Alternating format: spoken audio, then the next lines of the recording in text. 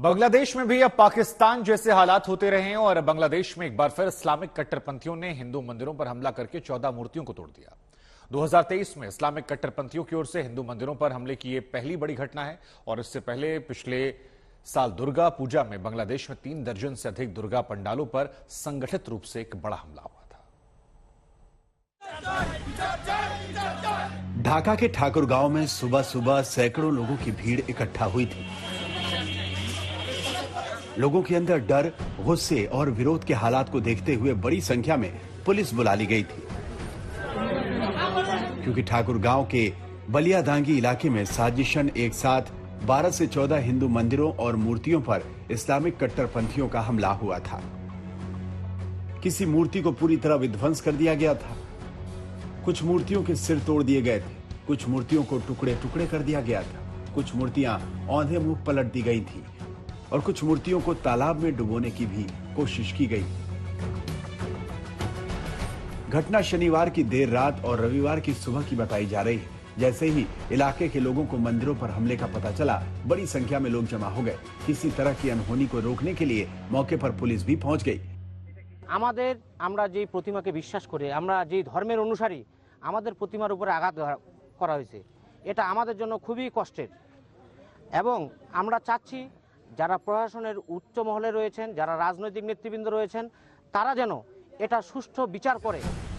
ठाकुर गांव जिले के पुलिस का कहना है कि यह हमला साजिशन किया गया है और एक साथ कई गांवों में मूर्तियां तोड़ी गई हैं। हालांकि मौके पर मौजूद हिंदू समुदाय के लोगों का कहना है कि उनके इलाके में रहने वाले मुस्लिम समुदाय के लोगों से उन्हें कोई शिकायत नहीं रही है। हमले के बाद मौके पर पड़ताल करने गई पुलिस ने घटनास्थल के निरीक्षण के बाद दावा किया कि कम से कम 12 मंदिर और 14 मूर्तियों पर हमला हुआ। বাংলাদেশে বর্তমানে যে সুস্থ এবং স্বাভাবিক পরিস্থিতি, শান্তিপূর্ণ পরিস্থিতি বিরাজ করছে, সেটাকে প্রশ্নবিদ্ধ করবার জন্য এটি পরিকল্পিত পদক্ষেপ গ্রহণ করা হয়েছে। তো তারা অবশ্যই এমন কোনো ব্যক্তি নয় যেটিকে নিয়ে আপনারা আশঙ্কিত হওয়ার দরকার আছে। আমি মনে করি তারা অবশ্যই আইনের আওতায় আসবে, তাদেরকে অবশ্যই আমরা বের করতে হবে। पुलिस हमलावरों को जल्द पकड़ने का दावा कर रही है, लेकिन बांग्लादेश में हिंदू पर्व त्योहारों पर पिछले कुछ दिनों से हमले बढ़े हैं। इससे पहले पिछले साल दुर्गा पूजा के मौके पर बांग्लादेश में इस्कॉन के मंदिरों समेत 35 से अधिक दुर्गा पंडालों पर हमले हुए थे और उस वक्त भी 90 से ज्यादा मूर्तियां तोड़ दी गई थी। इस्लामिक कट्टरपंथियों के उन घातक हमलों के बाद भी पुलिस ने आरोपियों को सख्त सजा देने के दावे किए थे, लेकिन बांग्लादेश में हिंदुओं पर हमले का सिलसिला थमा नहीं है। एक बार फिर हिंदुओं के मंदिरों पर एक साथ संगठित हमले हुए हैं। ढाका से सईदुल हसन खोखो के साथ आज तक ब्यूरो। वैसे अफसोसजनक तो यह है कि बांग्लादेश में हिंदुओं के ऊपर हो रहे मजहबी कट्टरपंथी हमलों की संख्या साल दर साल बढ़ती जा रही है और यही वजह है कि बांग्लादेश में पिछले 40 साल में हिंदुओं की आबादी 13.5% से घटकर 8.5% हो गई। बांग्लादेश के जातीय हिंदू महाजोट नाम की संस्था की ओर से किए गए आधिकारिक दावे के मुताबिक बांग्लादेश में सिर्फ पिछले 1 साल के अंदर 154 हिंदुओं की हत्या कर दी गई, जबकि 424 हिंदुओं पर जानलेवा हमले हुए। 849 हिंदू ऐसे थे जिनकी हत्या की धमकी दी गई।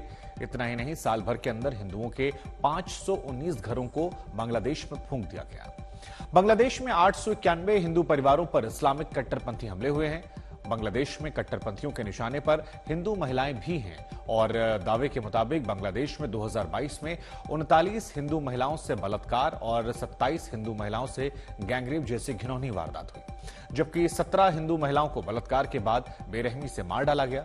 152 हिंदू महिलाएं ऐसी हैं जिन्हें जबरन धर्मांतरण कराकर मुसलमान बना दिया गया। हम आपको बता दें कि बांग्लादेश में धार्मिक कट्टरता, असहिष्णुता और इस्लामिक चरमपंथियों के हमले के पीछे आतंकवादी संगठनों का भी हाथ बताया जाता है। खासतौर पर धार्मिक मामलों को लेकर बांग्लादेश में पिछले कुछ वर्षों में बड़े और उग्र प्रदर्शन देखने को मिले हैं, जब बड़ी संख्या में हजारों लोग सड़कों पर उतरकर दुनिया के किसी भी हिस्से की घटना पर प्रदर्शन करते दिखते हैं। वैसे बांग्लादेश में भी बढ़ते इस्लामिक कट्टरपंथ के पीछे आतंकवादी संगठनों के हाथ से इंकार नहीं किया जा सकता। बांग्लादेश में आपको बता दें कि 9 से अधिक आतंकवादी संगठन हैं जिन पर सरकार ने प्रतिबंध लगा रखा है। इसमें हुजी बांग्लादेश से लेकर जमातुल मुजाहिदीन बांग्लादेश और इस्लामिक स्टेट के साथ साथ अंसार उल इस्लाम से लेकर अल कायदा जैसे आतंकवादी संगठनों का एक बड़ा नेटवर्क चल रहा है। यही वजह है कि पिछले कुछ वर्षों से आतंकवादी संगठनों की शय पर मजहबी कट्टरपंथी वारदातें जो हैं वो लगातार बढ़ रही हैं। फिर चाहे जमात उल मुजाहिदीन हो या फिर हरक उल जिहाद या फिर जमात उल अंसार, ऐसे तमाम आतंकवादी संगठन बांग्लादेश में तेजी से अपने पांव को पसार रहे हैं।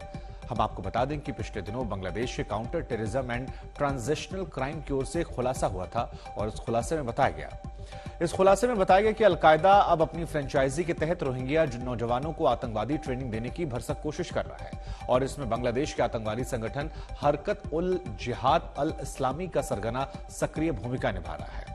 जाहिर तौर पर बांग्लादेश की सरकार को आतंकवादी संगठनों की हरकतों पर नजर रखनी चाहिए और उनके खिलाफ सख्ती भी बढ़ानी चाहिए, क्योंकि इनकी मिलीभगत के साथ ही बांग्लादेश में हिंदू मुसलमान के बीच माहौल बिगाड़ने की सियासी साजिश की आशंका है।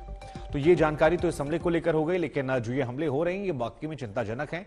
हालांकि बांग्लादेश की सरकार ऐसे हमलों के पीछे शामिल लोगों पर कार्रवाई का दावा करती है, लेकिन हर साल 10 साल हमने ये देखा कि ऐसे हमले बढ़ते जा रहे हैं। चाहे 6 महीने पहले बांग्लादेश में दुर्गा पूजा के दौरान पूजा पंडालों पर हमले की बात हो या फिर मूर्तियों तोड़ने की घटनाएं हो, करीब साल भर पहले इस्कॉन पर हमला हो, बांग्लादेश में एक के बाद एक इस्लामिक चरमपंथी हमले होते हैं और शोर मचता है। बांग्लादेश सरकार कार्रवाई का दावा करती है, लेकिन कुछ ही दिनों बाद फिर वैसी वारदातें वहां दोहराती जाती हैं।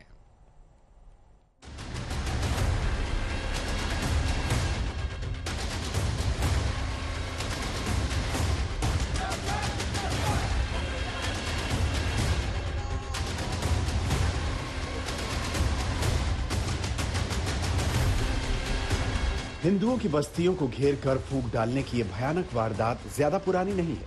बांग्लादेश के रंगपुर में हिंदू बस्ती को घेर कर एक साथ 20 से 25 हिंदू घरों में आग लगा दी गई थी। रात में हुए अचानक हमले में हिंदू परिवारों के लोग जान बचाकर भागने की कोशिश करते रहे। उनका सारा सामान आंखों के सामने जलकर खाक हो गया। ओ बाबा, কিছুই নাই বাবা,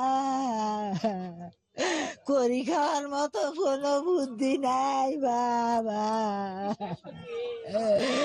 কেন করি চলে ঘরে জীবন বাঁচাবো বাবা রে।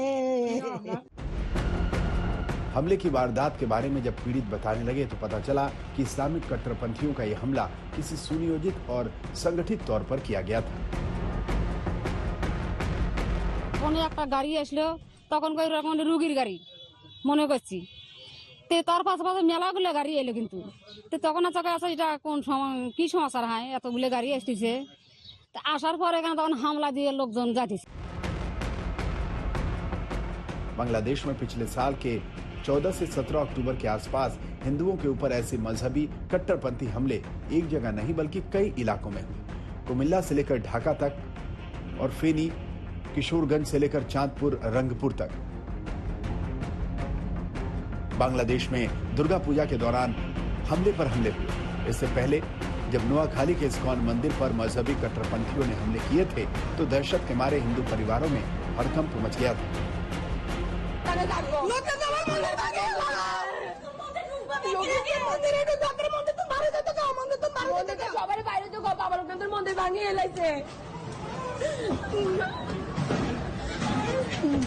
তুমি প্লিজ বাড়ির ভিতরে ভিতরে দোকান দোকান সব ভাঙিয়ে নিতেছে, তো বোঝো না কা কোন বাড়ির এদিকে ভিতরে পর্যন্ত ঢুকছে।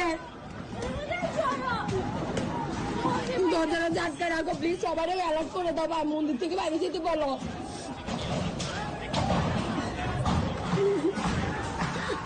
ছেলেটির উপর কদম পড়ে না তোমার।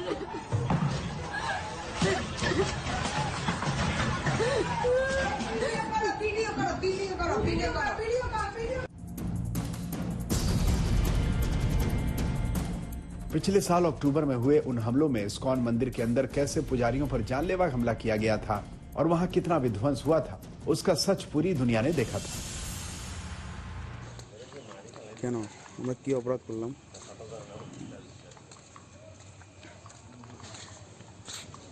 তিনটা বাইক আমাদের সব কিছু করে দেওয়া হয়েছে। আমাদের সত্যি এটা লজ্জাজনক। এমন একটা বিষয় আমাদের সত্যি এটা খুবই লজ্জাজনক। ফেসবুকে কোনো পোস্ট দিবা না, এগুলো নিয়ে কেন এরকমটা হলো?